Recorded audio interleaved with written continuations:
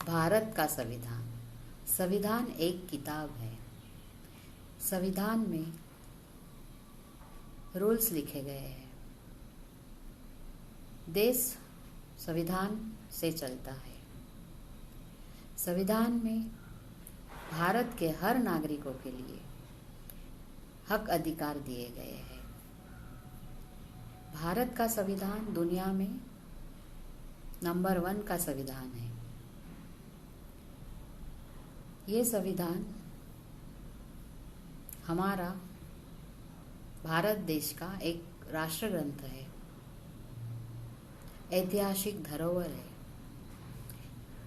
इसलिए भारत के नागरिकों को संविधान के बारे में पता होना चाहिए। कम से कम संविधान का प्रियम्बल जो है वो पता होना चाहिए।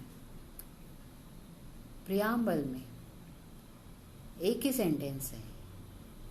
एक ही सेंटेंस में संविधान का पूरा सारांश है। इसलिए हमें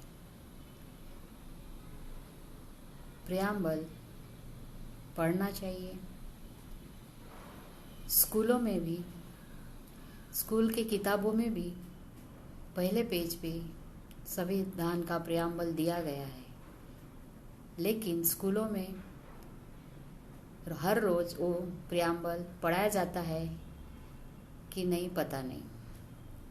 अगर किताबों में दिया है तो हर रोज वो स्कूल में प्रियम्बल का रीडिंग होना चाहिए। इसलिए कम से कम हमें प्रियम्बल को तो समझना चाहिए। इसलिए प्रियम्बल रीड करते हैं।